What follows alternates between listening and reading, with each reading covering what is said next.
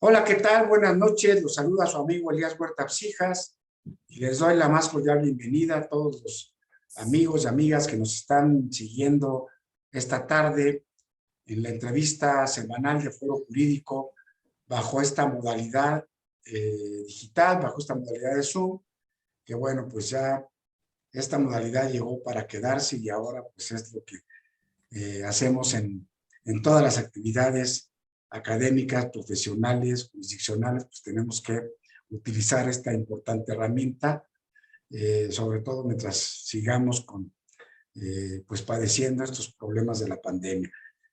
Pues primero que nada quiero darles la más bienvenida, la más cordial bienvenida a todas las personas que se están conectando, que poco a poco siguen conectándose con nosotros directamente a través de nuestro canal de Zoom, del Foro Jurídico, de la Asociación Nacional de Doctores en Derecho, y igualmente darles la bienvenida a todas las personas que se están conectando con nosotros a través de Facebook Live. Muchas gracias por estar aquí sintonizándonos. Y bueno, de la misma manera quiero darle la más cordial bienvenida y agradecerle su participación generosa a nuestra querida amiga y colega, la doctora en Derecho y magistrada Zulema Mosri Gutiérrez, quien hoy nos va a platicar sobre este importante tema de cómo materializar los derechos de las mujeres.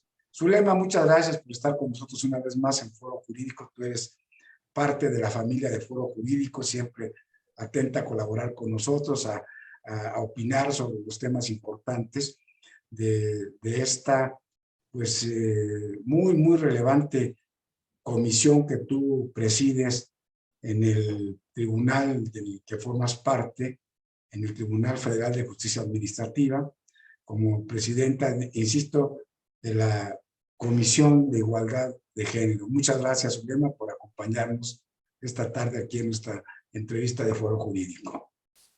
Al contrario, mi muy apreciado doctor Elías Huerta, encantada, me siento muy honrada de estar con ustedes, con usted en este programa y con todas las personas que siguen, que forman parte del Foro Jurídico y de la Asociación Nacional de Doctores en Derecho. Estoy encantada de estar con usted y sobre todo platicar de temas tan importantes que, como decíamos hace un momento, todavía en ciertas mesas generan polémica o discusión. Y bueno, y estoy a sus órdenes. Bien, pues bueno, ya tenemos aquí, nos están saludando como de costumbre y les agradecemos mucho su confianza y que se conecten con nosotros.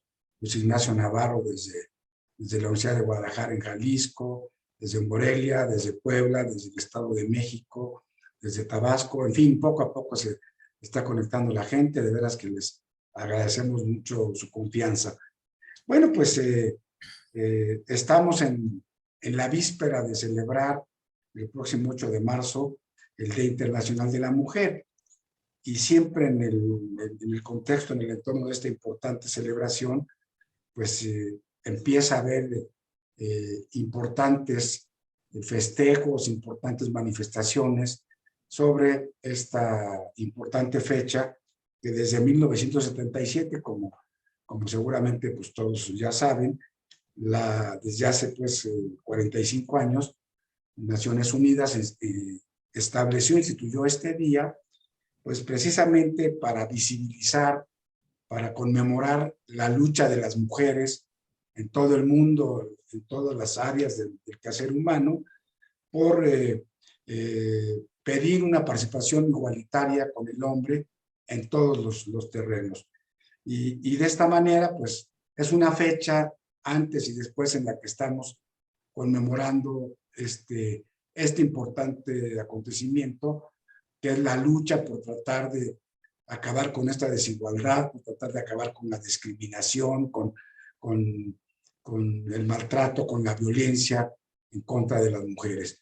Y en este contexto, pues la semana pasada pudimos observar la realización de un importantísimo encuentro internacional, de un congreso que precisamente coordinó nuestra querida amiga, la magistrada Zulema Mosri, desde el Tribunal Federal de Justicia Administrativa, donde ella es magistrada de sala superior, ahora presidenta de la primera sección, y donde, como ya decíamos, pues ella fundó hace 8 años esta importante comisión para la igualdad de género, para luchar por la igualdad de género en todos los ámbitos, y particularmente en el jurisdiccional. Y bueno, se llevó a cabo este importante foro de 2 días, el 10 jueves y viernes 10 y 11 de febrero, denominado Presupuestos para la Materialización de los Derechos de las Mujeres. Un importante evento que le pediremos a Zulema que nos comente un poco en qué consistió, pero que bueno, de entrada nos pudimos dar cuenta que vinieron profesionistas importantes, mujeres, juezas, legisladoras de México, de Argentina, de España, en fin, de Latinoamérica, y que fue un evento muy, muy importante que lo inauguró pues nada más ni nada menos que el presidente de la Suprema Corte de Justicia de la Nación. Y por eso es que a partir de esto, y con una respuesta inmediata, cosa que te agradezco, Zulema, y que seguramente agradecerá a nuestro auditorio, pues estás aquí con nosotros para comentarnos de este tema del importante congreso y sobre todo de cómo materializar los derechos de las mujeres. Porque déjame decirte antes de que empieces con tu primera intervención, que lamentablemente, pues en este tema de la igualdad de las mujeres, de la lucha por la discriminación, por acabar con la violencia, lamentablemente en estos 2 años que llevamos de pandemia, pues parece que hemos dado un salto para atrás en estos temas. Vemos cómo se ha incrementado de manera pues muy agresiva la violencia contra las mujeres, las llamadas al 911, y creo que el maltrato se ha incrementado en niveles así de 50, 60, 70% más. Entonces, bueno, pues es muy importante estos esfuerzos que mujeres como tú encabezan en México y en el mundo para tratar de revertir este lamentable fenómeno de todavía desigualdad de oportunidades entre mujeres y hombres. Adelante, Zulema, platícanos un poco sobre este importante congreso, cuáles son las conclusiones y hacia dónde va caminando esta importante comisión que tú presides. Ay, gracias, doctor. Pues bueno, mientras lo escucho, tantas cosas, tantos temas que también quisiera compartir.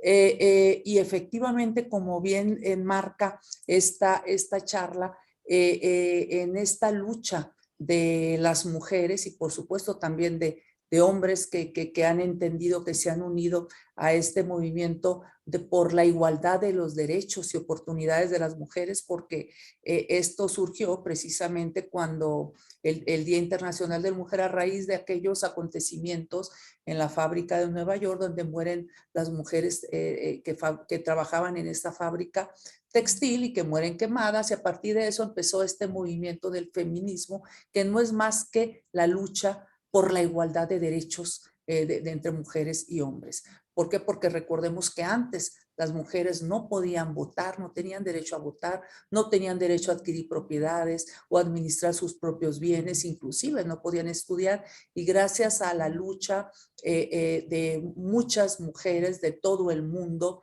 diría yo, mujeres precursoras, demoledoras de estereotipos que despejaron el camino para que otras pudiésemos recorrerlo con mayor facilidad.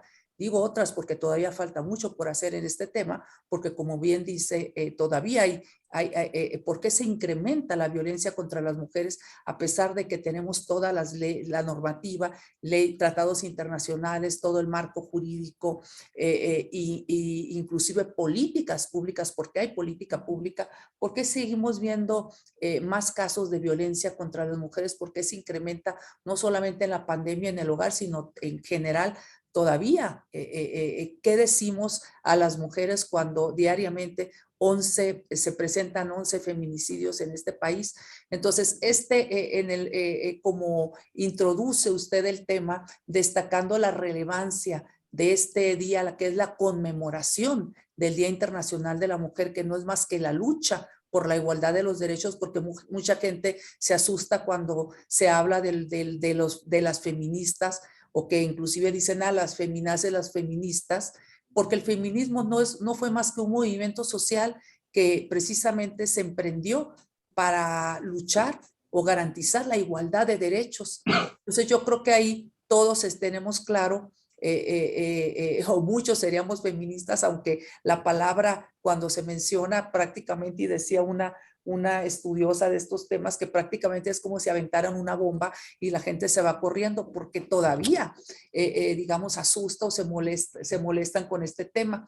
Pero quiero decir que una feminista española, María Adelaida Cardomo, decía: déjenme decirles, señoras y jóvenes de nuestro tiempo, que cada vez que alguno de ustedes realiza una acción, por pequeña que ésta sea, por defender o por ejercer sus derechos, está ejerciendo el feminismo. Entonces, realmente esto es un movimiento social en favor de la igualdad de derechos, ni más ni menos. Entonces, las realidades para algunas personas no es igual, no están en esas condiciones de igualdad precisamente para ejercer o que para materializar los derechos humanos. Y yo empezaría diciendo aquí que siempre he sostenido que ya dejamos atrás la época en la que veíamos a los derechos o a los derechos humanos como esas aspiraciones jurídicas.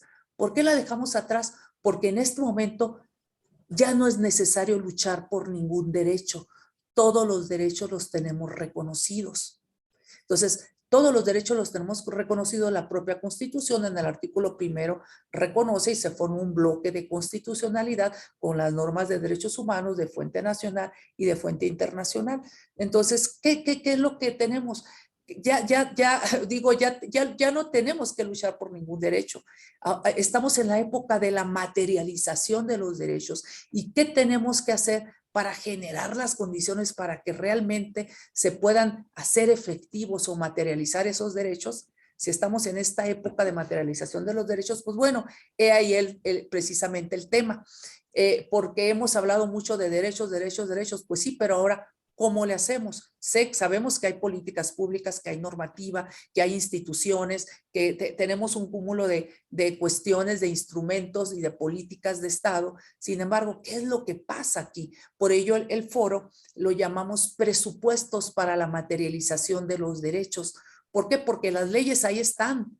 ¿Cómo le hacemos para sustraer esas hermosas abstracciones jurídicas que están en las normas, que están en las leyes, en los tratados, y trasladarlas, diría, al áspero mundo de la realidad? Porque para muchas todavía es áspero, porque no pueden acceder a sus derechos. Entonces ahí hemos hecho muchas cosas. Quiero decir, para ir llevando el tema con orden y con método, que adelantito diría que hemos hecho precisamente para esto, enfocarme en el tema, ¿por qué el título presupuestos? Fíjate, doctor, que muchas panelistas se enfocaron en el tema de presupuestos para la materialización, digamos, concibiendo el tema, digamos, de dinero, presupuestos que efectivamente se requieren dinero para materializar los derechos, pero más bien el tema, además del tema de los recursos públicos, era presupuestos, pero entendido como condiciones,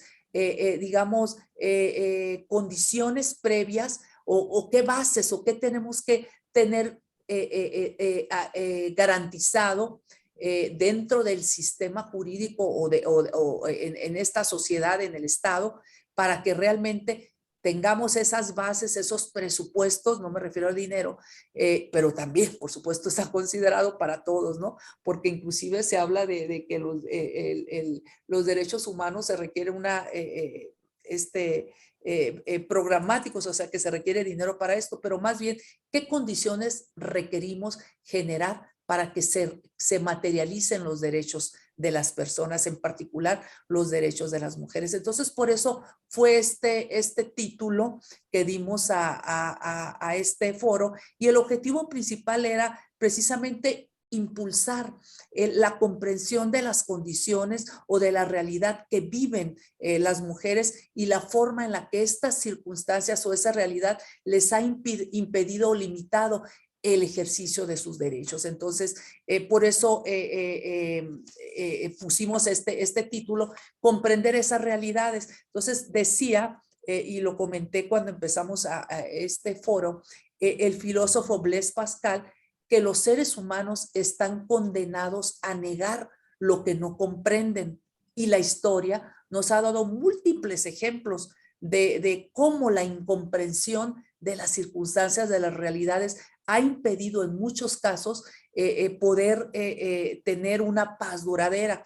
Entonces, inclusive el filósofo André Malraux afirmaba que si de verdad llegásemos a poder comprender o a entender las circunstancias, las realidades que viven otras personas, realidades que a veces vemos que son muy lejanas, pero que están en las circunstancias que viven otras personas, si pudiéramos comprender eso, entonces ya no podríamos juzgar, ya no podríamos, digamos, estar hablando desde fuera. Entonces el propósito de este foro fue conocer precisamente esas circunstancias, aproximarnos a estas realidades, conocer cómo aumentan las violencias contra las mujeres, ya sea por sus legales, por donde viven, por la edad, por la pertenencia étnica, por su orientación sexual. Entonces hay muchas razones, muchas circunstancias, inclusive por el tono de piel, entre otras interseccionalidades, que precisamente generan una situación de desventaja, de violencia hacia a unas mujeres o un grupo de mujeres. Entonces, conocer la forma en que las mujeres han enfrentado esas situaciones desde sus distintas trincheras, cómo han combatido esa situación de desventaja o de discriminación por estas razones, nos permitirá tener mejor información, mayor información para poder tomar medidas o decisiones que precisamente permitan garantizar la materialización de los derechos o la igualdad sustantiva, que es a lo que se aspira, la igualdad sustantiva entre mujeres y hombres. Entonces, en este foro iberoamericano tuvimos la oportunidad de escuchar a mujeres de distintos ámbitos, vinieron académicas, defensoras de derechos humanos, activistas sociales, juzgadoras, legisladoras, vinieron pues bueno, directivas de empresas, vinieron inclusive servidoras públicas que se expresaron sobre muchos temas diversos, temas muy importantes como la pobreza, el trabajo del hogar y de cuidados no remunerado y las dobles o triples jornadas de trabajo que trae aparejado el trabajo del hogar, también la precarización del trabajo remunerado realizado por las mujeres y lo que le llamamos la extorsión sexual o la sextorsión que padecen o que viven las mujeres a cambio de la prestación de servicios públicos y también el tema de la violencia o la vulneración de los derechos sexuales de las mujeres y cómo se ha normalizado esta violencia cuando acceden precisamente a la atención médica. Estos son varios temas que se manejaron aquí en el foro y el propósito era generar un espacio de reflexión, un espacio de análisis entre todos al trabajo que realizamos las instituciones del Estado, cada una en sus distintas competencias. Reflexionar sobre qué estamos haciendo las distintas autoridades del Estado en un análisis propositivo, constructivo, por supuesto, y con el propósito de encontrar alternativas que influyan positivamente en el desarrollo de las condiciones de vida real que viven las mujeres, es decir, las condiciones materiales que son requeridas por las mujeres para materializar los derechos. Entonces, este fue en términos generales el propósito del foro y participaron en distintas mesas, se trataron distintos temas, especialistas en los distintos ámbitos y pues realmente pues fue muy satisfactorio y sobre todo ver cómo las participantes, las personas que nos acompañaron desde el presidente de la Suprema Corte, el ministro Arturo Saldívar y la ministra Yasmín Esquivel, que han sido verdaderos promotores del derecho a la igualdad y a la no discriminación, ver cómo todas las personas pues se unieron precisamente para aportar y hacer realidad este foro. Fíjate, muy interesante lo que comentas tú, cómo ha habido pues una evolución en que ya no estamos en la etapa de que se reconozcan los derechos fundamentalmente de las mujeres, sino ahora ya hay que ver cómo los materializamos, ¿no? Cómo los hacemos, ¿Sí? pues, que se cumplan, ¿no? Que se concrete Sí. su respeto, su aplicación, en fin. Y bueno, muy importante en el área tuya, en tu experiencia, aunque tú, bueno, eres una persona que te has desenvuelto en los 3 niveles de gobierno, en los 3 ámbitos, has trabajado en el Poder Ejecutivo, Legislativo, ahora en el Judicial, y también en tu estado natal, en Sonora, igual participaste en las áreas municipales, estatales, en fin. Una gran experiencia, pero tienes ya 13 años de ser una parte importante del Tribunal Federal de Justicia Administrativa, desde las salas regionales, ahora ya casi 10 años, me imagino, como magistrada de sala superior y presidiendo una de las secciones. Y bueno, pues definitivamente tu enfoque en estos temas, aunque eres una activista, una luchadora por estos, me consta, desde la academia también, por estos temas, pues tienes un enfoque hacia lo jurisdiccional, que aquí es una parte muy importante en que pues, hay que ver cuáles son nuestros supuestos para materializar, como dice este interesante concepto del Congreso, en el área jurisdiccional, pues estos derechos, ¿no? ¿Qué nos podrías comentar al respecto, señor? Pues yo diría que siempre escuchamos estar hablando de derechos, derechos, derechos, y sí, definitivamente, pero ahora, ¿qué hacemos? Pasemos a la otra etapa. ¿Qué hacemos para que realmente sean realidad, sobre todo para estos grupos, digamos, que en muchas ocasiones se encuentran en esa situación de desventaja?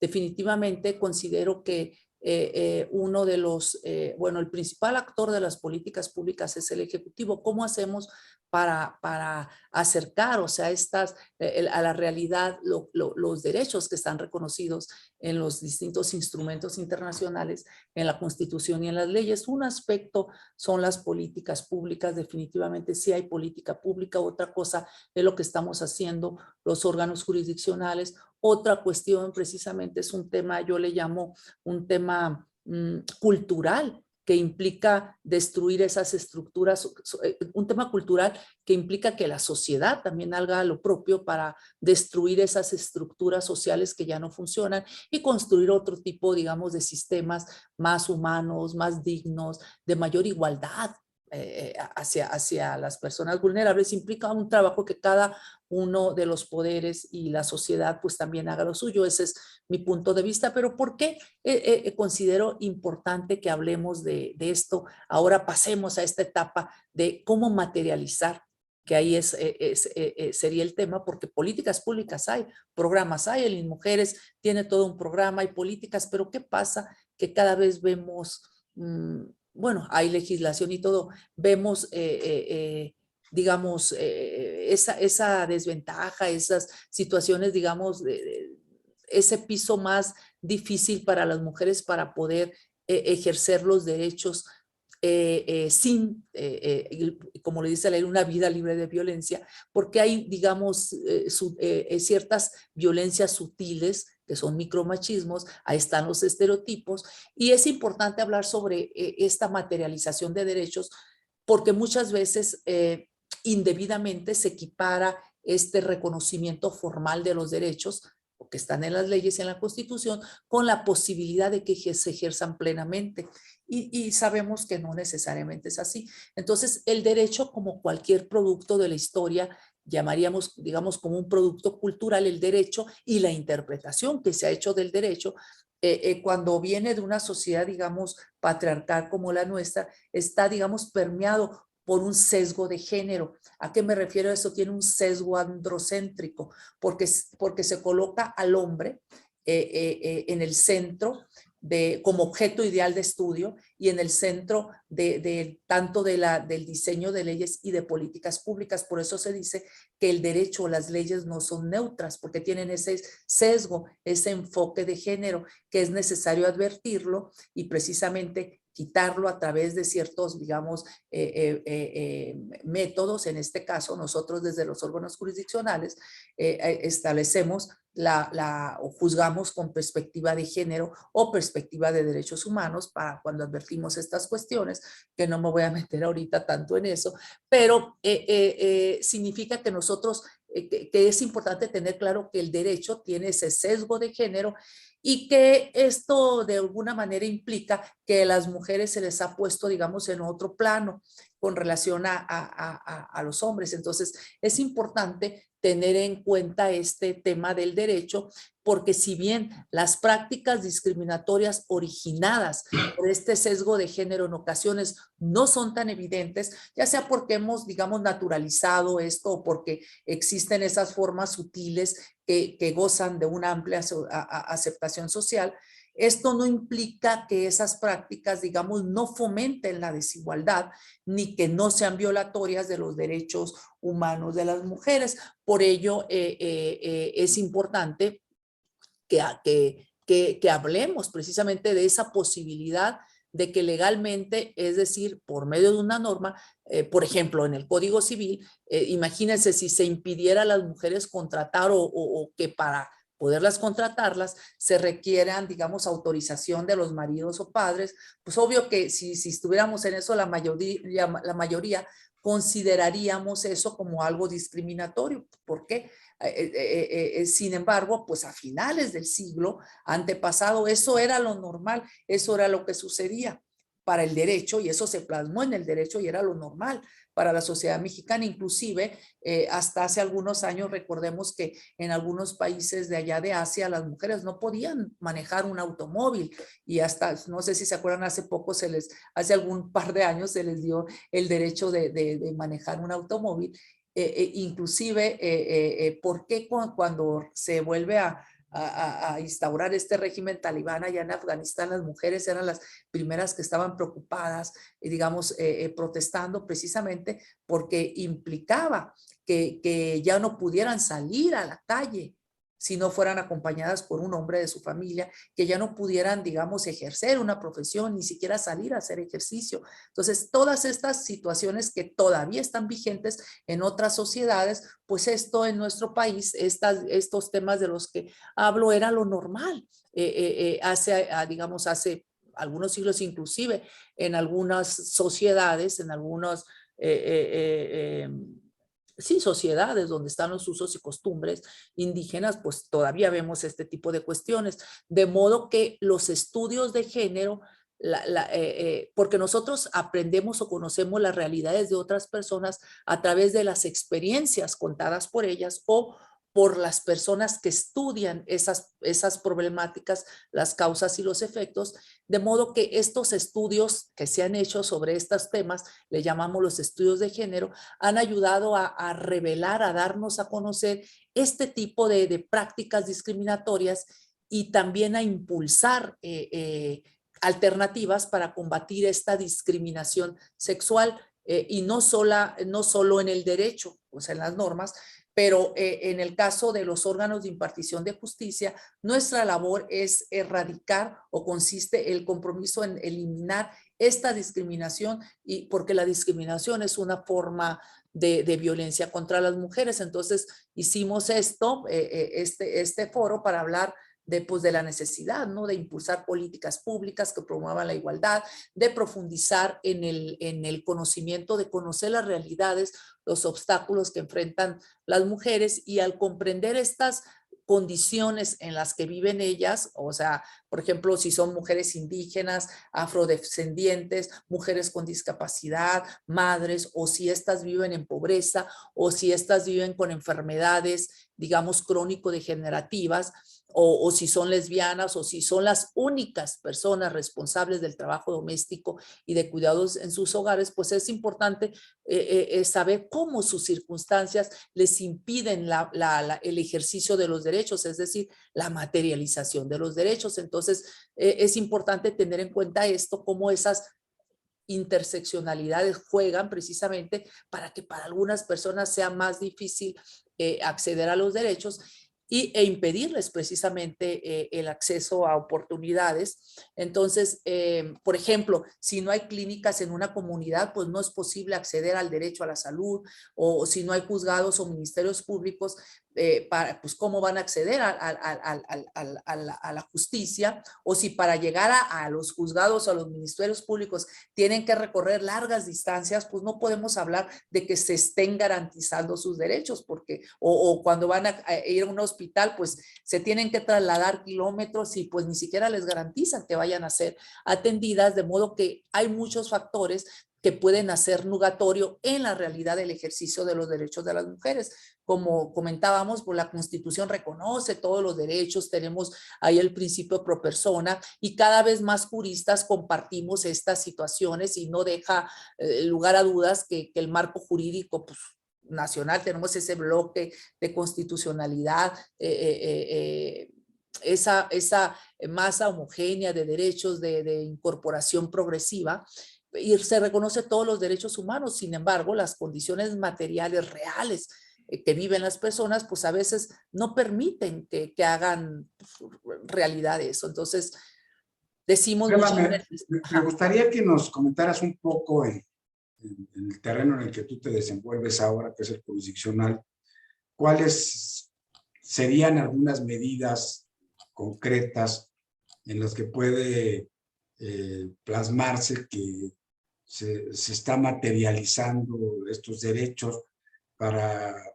Es muy difícil, se generaliza que no hay en el país un acceso efectivo a la justicia, particularmente en esta época de pandemia, que hemos tenido tribunales cerrados, en fin, ahorita estamos viviendo fenómenos también difíciles en el Tribunal de Justicia de la Ciudad de México, que ha habido manifestaciones de abogados afuera de los tribunales familiares, porque pues de repente no tienes la libertad de ir al juzgado como abogado a ver los derechos del justiciable, sino que te tienen que dar una cita, igual no te la dan, igual te tardan una semana, 15 días, un mes, y se limita mucho la impartición de justicia en general, pero en particular más para las mujeres.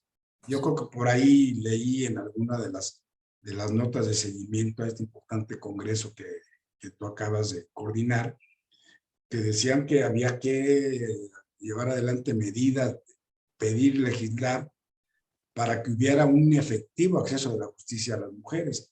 Entonces, ¿qué medidas se han adoptado por parte de órganos jurisdiccionales como en el que tú trabajas o en otros para que pues este contexto de desigualdad en el que viven las mujeres se pueda ir venciendo, ¿no? Yo primero, claro, doctor, es que es tanto, pero bueno, O no sé si quisieras contextualizarle en otros sí, temas. sí, sí. Yo primero diría que definitivamente los órganos jurisdiccionales hemos hecho lo propio, hemos avanzado, hemos aportado, hemos avanzado en delimitar, en dar contenido a los derechos humanos, y hemos avanzado en la emisión de sentencias con perspectiva de género y con perspectiva de derechos humanos.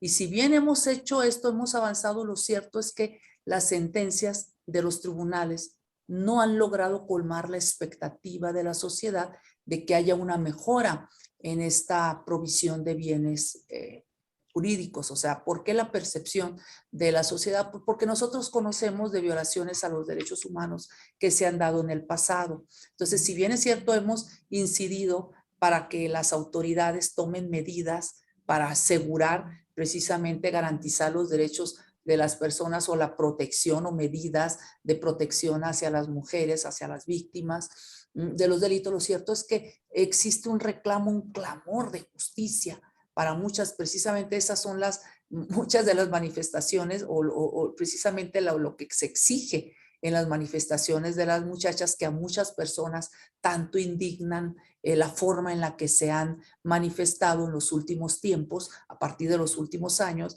que si bien es cierto, algunos cuestionan, claro que no es lo deseable estar viendo cómo se rayan o se dañan los edificios históricos, pues nadie vamos a estar de acuerdo. Sin embargo, al menos existimos muchas personas que entendemos esta situación de impotencia a la que han llegado, esta molestia a la que han llegado las mujeres, precisamente de qué manera, si ya hubo tantas manifestaciones pacíficas pidiendo justicia, seguridad, políticas, o sea, y por más que pase el tiempo, pues vemos que este problema sigue avanza, pues es entendible que de qué otra manera van a exigirle al Estado que hagan algo pacíficamente, pues no funcionó. De esta manera violenta, pues no han mejorado las cifras, pero lo que yo considero es que por lo menos ha servido para poner el tema en la mesa. El tema está en la mesa, es un tema de todos los días y el Estado ha hecho lo propio con sus políticas y los órganos jurisdiccionales también estamos haciendo lo propio. ¿Por qué? Porque usted comentaba hace un momento de que es necesario garantizar el acceso a la justicia. Por supuesto que es para las mujeres sobre todo es de gran relevancia porque cuando no pueden ejercer algún derecho o cuando estos son condicionados, las mujeres se ven en la necesidad de acudir a los órganos jurisdiccionales para precisamente para hacer valer esos derechos. Entonces, hablamos de que el acceso a la justicia le llamamos que es un derecho llave porque abre la posibilidad de ejercer otros derechos. Entonces, algunos de los supuestos que como órganos de impartición de justicia debemos de tomar en cuenta está precisamente la disponibilidad. Entonces, ¿es fácil para las mujeres acceder a la impartición de justicia o hay suficientes órganos jurisdiccionales, defensorías, ministerios públicos? Porque también en las comunidades son los lugares donde están las mujeres, o hay transporte para que puedan acudir a las diligencias, porque la política pública de transporte, las mujeres son las que más utilizan el transporte, es muy importante principalmente para las mujeres no voy a hablar, no me voy a desviar del tema, pero por ello es importante las políticas públicas con este enfoque de género. ¿Por qué? Porque las que más utilizan el transporte, no me quiero desviar y ya me estoy desviando, doctor, pero bueno, pues está bien. el transporte o el alumbrado público, por ejemplo, siempre pongo el ejemplo, si salen de una, digamos, de una empresa, de una industria, de una maquiladora, un hombre y una mujer en la noche, pues ¿a quién le beneficia más que haya un debido alumbrado público? ¿A quién beneficia más o a quién protege más la situación de que haya una buena política de transporte público, que desde el lugar del trabajo hasta la casa, prácticamente a la puerta de su casa, dejen, pues obviamente que a la mujer, porque precisamente son las que son más violentadas. Entonces, por ello, sí es importante ver el enfoque de género, en temas de igualdad de derechos sí, pero sin embargo se tienen que ver las circunstancias de vida real, la situación de vulnerabilidad que en ciertos casos o en ciertas condiciones podemos estar las mujeres independientemente de la situación de cada, al final hay vulnerabilidad dependiendo de las circunstancias o los lugares o las condiciones en las que estemos.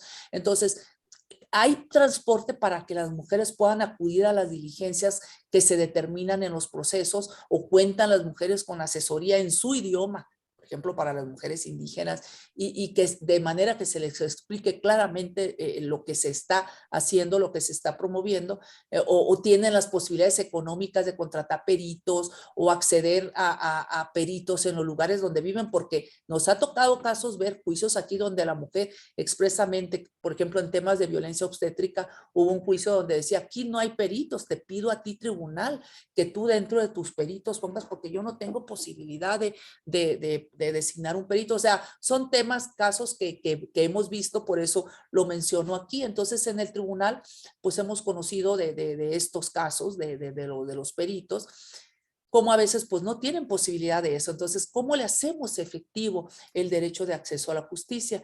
O a veces ni siquiera tienen recursos para pagar a un abogado. Entonces, todas estas circunstancias pues hacen importante que nosotros tengamos cuenta que como estados hemos contraído obligaciones internacionales. ¿De dónde viene todo esto de juzgar con perspectiva de género? Pues viene de la CEDAW, viene de esas... Cuéntanos un poco qué implica juzgar con perspectiva de género, que sería Bueno, una de las juzgar con maneras de perspectiva de mejorar eso, género ¿no? implica quitarle ese sesgo androcéntrico. Son varias cosas. Uno, quitar ese sesgo de género que tienen las normas, porque las normas jurídicas no son neutras. Por eso tenemos que identificar si las normas precisamente cumplen con el derecho a la igualdad. Podría dar ejemplos, pero bueno. O simplemente es como si nos pusiéramos unos lentes de aumento, unas gafas de la igualdad, los gafas, unos lentes de aumento para poder identificar, visibilizar las situaciones asimétricas de poder o los contextos de desigualdad estructural en los que se encuentra una persona o un grupo de personas por razón de su sexo, por ser hombre o por ser mujer, porque muchas veces pueden ser, digamos, discriminados o estar en desventaja, no por ser mujer o por ser hombre. Si eres mujer o hombre y estás, digamos, siendo limitado en el ejercicio de sus derechos, vamos a aplicar el protocolo para juzgar con perspectiva de género. ¿Por qué? Porque hay discriminación por razón de género, de ser mujer o de ser hombre, pero muchas veces no es el hecho de ser mujer o de ser hombre, sino hay otro tipo que llamamos categorías sospechosas. Puede ser que la situación de desventaja o de discriminación que le impide o limita el ejercicio de los derechos sea por ser indígena, migrante, adulto mayor, una persona con discapacidad o una persona con cierta orientación sexual. Entonces aplicamos una perspectiva de derechos humanos. Entonces tomamos medidas para colocar a las personas en un plano de igualdad, precisamente que la autoridad, el ejecutivo, porque las personas tocan la puerta de las autoridades o a veces son, bueno, tocan las puertas de las autoridades, a veces se les limita el ejercicio de los derechos por razón de género, porque está en la ley o por las otras categorías sospechosas que llamamos, por esas razones de derechos humanos. Entonces colocamos a las personas en un plano de igualdad a través de ciertas medidas dependiendo del caso concreto para que de esta manera se generen las condiciones y puedan ejercer los derechos. Entonces nosotros hacemos esto a través de las sentencias, pero las sentencias, ¿quién toca la puerta de la justicia? Pues no todas las personas. Nosotros conocemos, como dije, de violaciones a los derechos humanos que se han dado en el pasado. Entonces, hay ciertas sentencias que se llama, por ejemplo, litigio estratégico, litigio de derecho público que han llevado en la Corte, que han implicado, por supuesto, que el Ejecutivo pueda generar políticas públicas que beneficien a todas, digamos, ciertos segmentos sociales. Y, por ejemplo, fue la sentencia esto de las trabajadoras domésticas, donde la Corte ordenó al IMSS que instaurara, abriera ese programa para reconocer los derechos a la seguridad social a las mujeres trabajadoras domésticas, que era una lucha, porque eso ya estaba en la OIT, en los tratados, pero pues México no legislaba en ese aspecto. Entonces fue a través de esa sentencia que se obligó al IMSS precisamente para que, entonces para que precisamente pudieran tener esos derechos a la seguridad social, que era el único caso que decía yo, ya no necesitamos luchar por ningún derecho, todos los derechos están reconocidos, salvo este tema que todavía no. Entonces, a través de esta sentencia ya se obligó al Ejecutivo, a través de una política de Estado, a que se hiciera. Y bueno, ahí va el tema, por lo menos fue una aportación, pero eso significa juzgar con perspectiva de género. Tenemos que identificar, ponernos esos lentes grandotes para ampliados, una ampliación, digamos, lentes de aumento, para poder identificar. Entonces, en la medida, si vemos, por ejemplo, se trata el juicio, el caso es de una persona indígena, de una persona migrante, de una mujer, porque no todas las mujeres, dependiendo de las circunstancias, cualquiera puede ser vulnerable, cualquiera de nosotras. Pero hay otras que por su situación estructural están, digamos, en una situación de desventaja con relación a otros grupos de mujeres. Entonces, si digamos, vemos que ya se acaba de legislar por el tema de por trabajo igual, salario igual, porque hasta hace poco, por el mismo trabajo, las mujeres ganaban menos en ciertos casos, en ciertas circunstancias, todavía en algunos casos, pero esas todavía si eran mujer indígena, todavía menos que las que no eran indígenas. Entonces, eso implica juzgar con perspectiva de género. Bueno. Muy bien, déjame hacer un espacio para comentarte saludos que hay aquí desde Sonora, desde luego desde tierra, Beatriz Paredón, bueno, Marta Obando desde Costa Rica, que sigue desde Costa Rica, también nos siguen desde Hidalgo, desde Chihuahua, desde Baja California, Ensenada, en fin, pues hoy ha estado muy nutrida la audiencia de todo el país que está interesada en este tema. Tenemos aquí una pregunta de Sonia Angélica Rivas, si las categorías sospechosas se analizan de oficio o a petición de parte. Por supuesto que de oficio. De oficio, claro. Y bueno, hace rato que comentabas que a quién beneficia más si a los hombres que van saliendo de la fábrica o a las mujeres, el alumbrado público, el transporte público, en fin. Se me vino ahorita a la mente pues uno de los pronunciamientos que tuvo el ministro presidente de la Corte, Arturo Saldívar, precisamente en el foro que se inauguró el jueves pasado, cuando dice categóricamente pues que la nuestra es una sociedad de patriarcado y que debe de caer y que está cayendo, ¿no?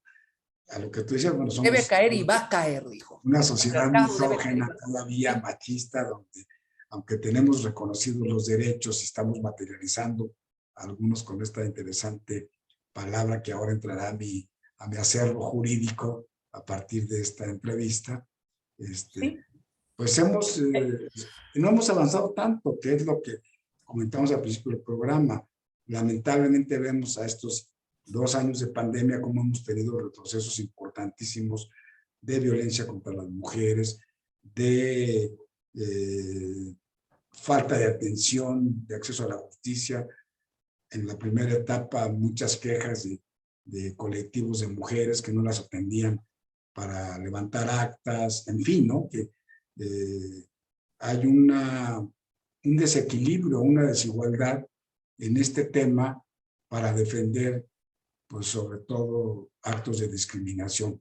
No sé qué comentario nos darías al respecto. Bueno, yo diría de este tema efectivamente decía que tanto el derecho como la interpretación que se ha hecho del mismo tiene este enfoque, ese sesgo de género propio de una sociedad patriarcal. Por eso decía que se ha colocado al hombre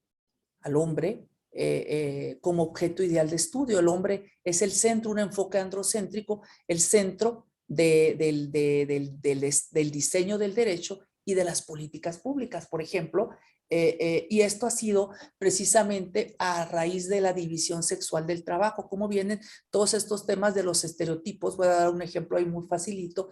Vienen precisamente por la división sexual del trabajo. El hombre proveedor, la mujer cuidadora. Entonces, en esa medida, el hombre proveedor es que precisamente las normas fiscales precisamente no son neutras porque fueron hechas considerando precisamente al hombre como el proveedor. El hombre es el que lleva las actividades económicas, el que tiene el ingreso, y la mujer, pues la mujer cuidadora, pues los trabajos del hogar, de cuidado de los hijos y de los enfermos y de los adultos mayores, precisamente olvidando esa contribución tan importante que han hecho las mujeres en este trabajo de cuidados no remunerado, y cuando han tenido que trabajar, precisamente ha implicado estas dobles y triples jornadas de trabajo, y la precarización del trabajo ha implicado que precisamente para poder cumplir con estas dobles y triples jornadas de trabajo han tenido que, digamos, tomar esos trabajos con horarios flexibles para que les permita cumplir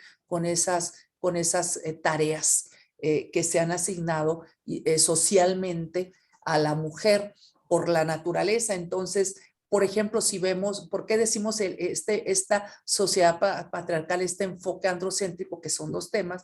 Simplemente estas normas en los derechos de seguridad social se hicieron considerando precisamente al hombre en ese papel como proveedor, que el hombre era el que daba la pensión por viudez, el hombre a la mujer, en su caso si era trabajadora, pues nada más podía tener el derecho a las guarderías, no a los hombres. Entonces, todas estas cuestiones de la división sexual del trabajo y los estereotipos de la sociedad se ven reflejados en las normas. De hecho, las pensiones eran para las mujeres. La mujer desvalida, que quedaba después de que los hombres se iban, ahí empezó allá en Estados Unidos en la guerra y aquí también en México. Por ello el logo del IMSS, por ejemplo, es el ángel, el águila, eso, el ángel protegiendo, cuidando a la mujer y a los hijos por la vulneración, la vulnerabilidad.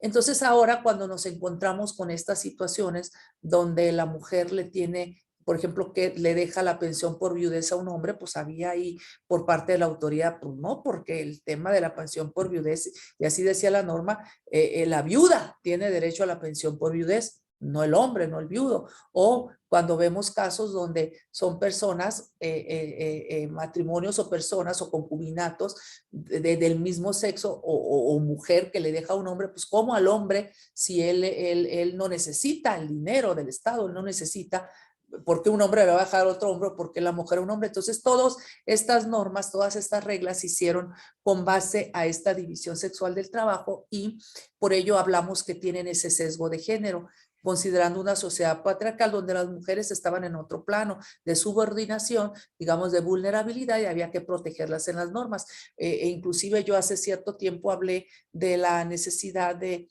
en materia fiscal de que se considere ese enfoque de género, la situación de las mujeres en los artículos de uso o de higiene menstrual, porque se les aplicaba el IVA como si fueran artículos de lujo, cuando no ni siquiera es un artículo de lujo, o sea, lo que gastan las mujeres, pero deja tú sobre todo las mujeres en situación de calle o las mujeres en situación de pobreza, que por supuesto no tenían dinero para eso y el tema es pues que se aplicara la tasa cero para que se redujera el precio y bueno, porque esta situación implica, digamos, ausentismo laboral y escolar y ya de hecho algunos estados y algunas escuelas han establecido medidas para estos artículos y esto implica precisamente ver la situación de la mujer. Una cosa es la igualdad de derechos que tienen que poner las condiciones para que podamos ejercer los derechos, pero no significa que no nos vayan a ver que nosotras las mujeres tenemos necesidades, problemáticas especiales, por eso las políticas públicas tienen que tener este enfoque de género, porque las que paren, las que amamantan, las que tienen ciertas realidades especiales son las mujeres y el Estado tiene que ver eso, la que está en una situación de vulnerabilidad porque son violentadas o violadas o asesinadas por el hecho de ser mujer, pues precisamente son las mujeres y el Estado es donde tiene que ver, con perspectiva de género es ver, eres mujer, ¿por qué los vagones rosas? Pues porque las mujeres, ¿por qué no les ponen vagones exclusivos a los hombres? Pues porque los hombres no son acosados ni sufren este tipo de violencia sexual en el metro, por eso las políticas tienen ese enfoque de género, porque es importante, por ejemplo, que haya una buena política de alumbrado público, porque le va a dar más seguridad a la integridad y a la vida de las personas, de las mujeres, porque son las que más utilizan el transporte y a las mujeres en la noche o inclusive en el día, por ejemplo, le puede beneficiar más que haya una buena política también pública de alumbrado, política pública de alumbrado público. Entonces, una cosa es el tema de igualdad de derechos, me tienes que generar las condiciones para que podamos ejercer en igualdad de condición de los derechos, pero tienes que generar las medidas.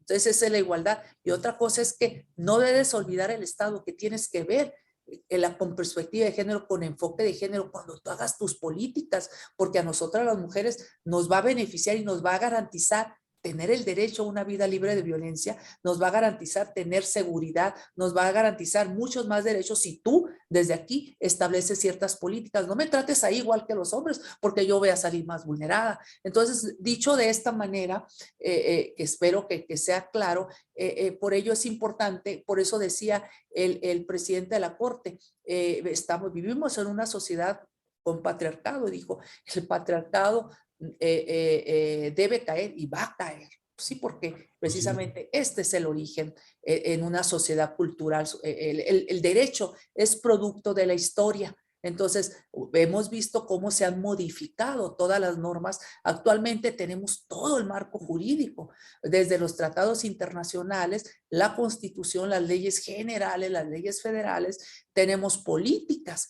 pero ¿cómo le hacemos? Ya tenemos todo. No es un tema de normas, todas las normas están.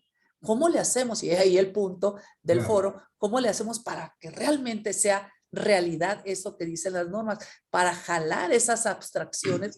Aquí vendría una pregunta un poco que surge de quienes nos están siguiendo de Facebook, directamente del chat, y una inquietud mía. Bueno, ya nos has dado este contexto de lo que es la materialización, pero si pudiéramos hablar de medidas prioritarias, de cuáles serían realmente importantes o necesarias para materializar los derechos de las mujeres, ¿cuáles dirías tú que pudieran ser, digamos, 3, 4 estas medidas indispensables? Yo creo que definitivamente las políticas públicas, o sea, ver medidas de reparación, de protección de los derechos, o sea, los órganos jurisdiccionales hemos establecido medidas a través de las sentencias, pero es que dependiendo, o sea, es importante conocer, o sea, y sí lo diría, que no se trata aquí de un tema, digamos, de activismo judicial, sino compromiso de los órganos jurisdiccionales. Entonces, ¿qué medidas? Pues las medidas son a través de nosotros, primero son las políticas de Estado, las medidas que establecemos aquí en las sentencias, pero por ello, o sea, ¿qué tenemos que hacer para materializar? Hablar de manera general, para mí, el vehículo para materializar son las políticas de Estado, y en las políticas se requieren normas, instituciones, obvio presupuesto, lo que hagamos desde las sentencias, pero como dije, nosotros pues, conocemos algunos casos. Para mí son las políticas de Estado. Ahora, hablar de políticas públicas pues es muy grande el tema.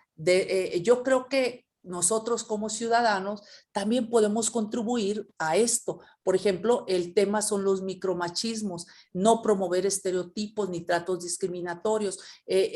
Los micromachismos son esas, digamos, prácticas que se disfrazan de esa manera tan sutil, digamos, como bromas o como juegos. Entonces, son, digamos, mecanismos que reproducen estereotipos sexistas. Entonces, ¿qué diría yo? Pues que tenemos que ser conscientes de esto precisamente para irlos erradicando. Esto es lo que yo considero que podríamos hacer como medidas, o sea, tratar de darnos cuenta de esos micromachismos que se aprenden inclusive desde la infancia y se van reproduciendo porque son aceptados en diferentes espacios, inclusive en el hogar, en las instituciones públicas, en las instituciones privadas, en todos lados. Entonces, pues hay que estar atentos a que se dan este tipo de cuestiones y precisamente pues empezar a sensibilizarnos de que hay que cambiar eso. Yo me refiero a esto desde la sociedad y las autoridades, pues nosotros en las sentencias ya comenté qué medidas tomamos.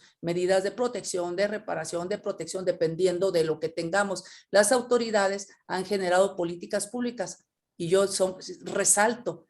¿Cuál es la política pública que tenemos que instrumentar para que realmente se vaya revirtiendo esta situación que tenemos siglos de condicionamiento en estos temas, digamos, con los estereotipos, en estos temas de violencia contra las mujeres? Entonces,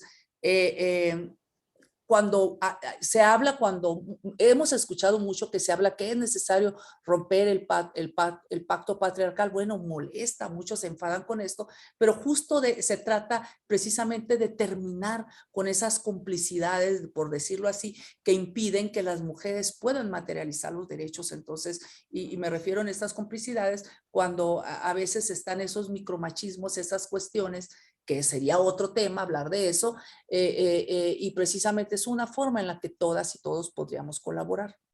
Fíjate, Zulema, pues estamos ya llegando a la parte final del programa. La verdad, te agradezco mucho tu participación, muy interesante estos temas que son inacabados y que hay tanto por hacer aquí sobre esto que tú planteabas ahorita en una parte de tu charla. Por ejemplo, tenemos la expresión de alguien del auditorio que dice: los hombres también somos acosados y manoseados en el transporte público. Sí, pero en menos proporción. Agredidos Sí, con pero en violencia menos. por ser hombres, pero son casos Sí, pero en realmente... menos proporción. Es que muchos dicen, perdón, es que los hombres, hay muchos más hombres muertos. Sí, pero no por ser hombres. No por ser hombres. Entonces, en proporción también hay hombres que son abusados, pero el porcentaje es con relación a las mujeres, es mucho menor. Entonces, claro que también pueden ser, y también las mujeres somos generadoras de violencia. Es que las mujeres, no, por supuesto que las mujeres también, pero muchas veces el tema de violencia hacia la mujer es por ser mujer, o son violadas por ser mujer porque no se pueden defender. Entonces los hombres son asesinados por otra circunstancia, no por ser hombres.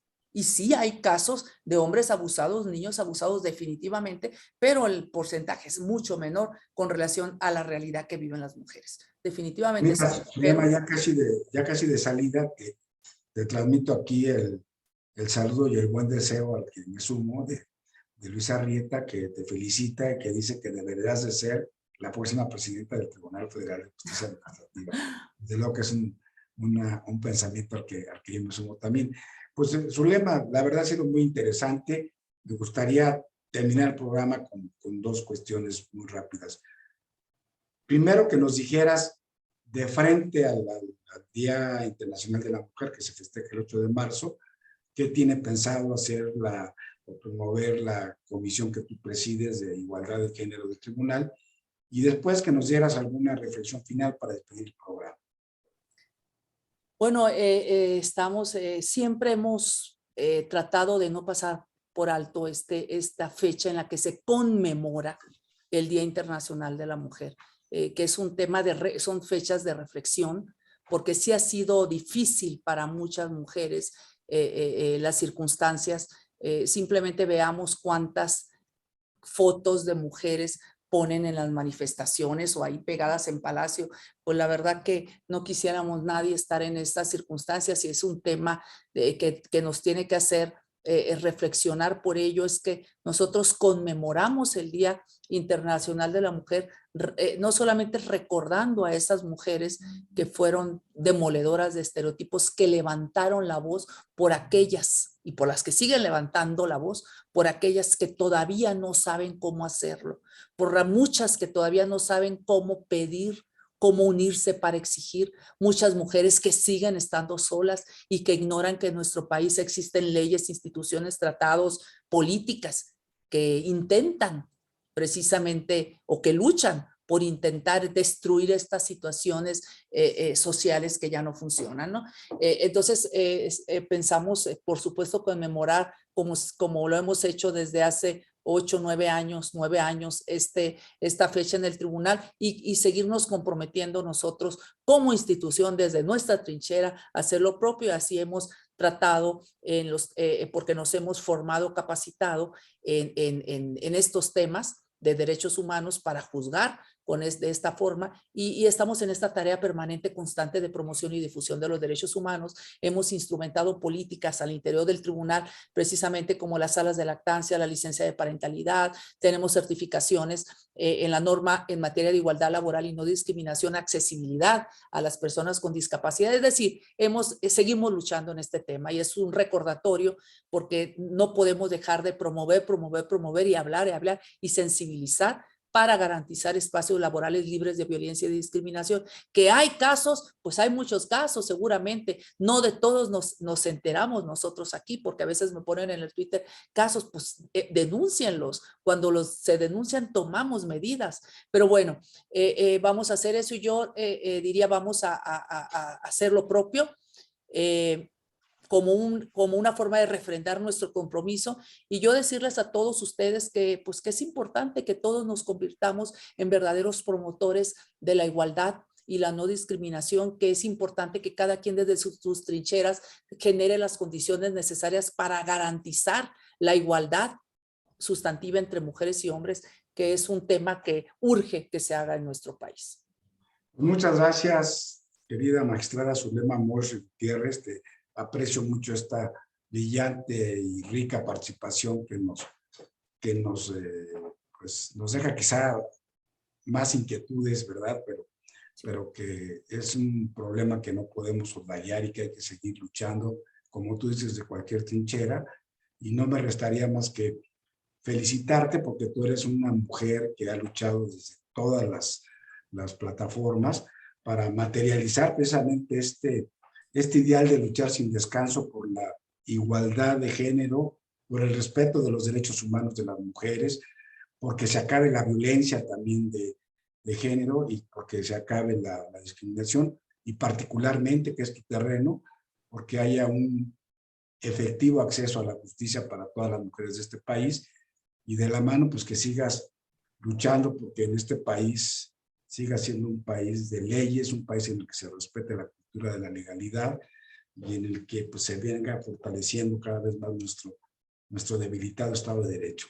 Te felicito por esa gran labor que haces, te felicito por este congreso que coordinaste, muy importante, por lo que viene adelante, y ya sabes que aquí están las las páginas y los espacios de Foro Jurídico abiertos para ti, para cualquier funcionario del Tribunal Federal de Justicia Administrativa, para poder seguir difundiendo estas importantes acciones que emprendes. Gracias, Zulema.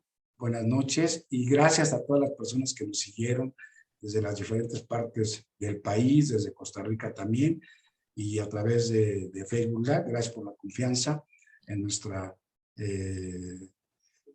acostumbrada ya entrevista de los jueves de Foro Jurídico, que ya llevamos 2 años desde que empezó la pandemia, ininterrumpidamente, cada jueves aquí presentes, difundiendo estos temas. Gracias, Zulema, gracias a todos. Gracias a usted, doctor, a Foro Jurídico y a las personas que nos acompañaron. Gracias.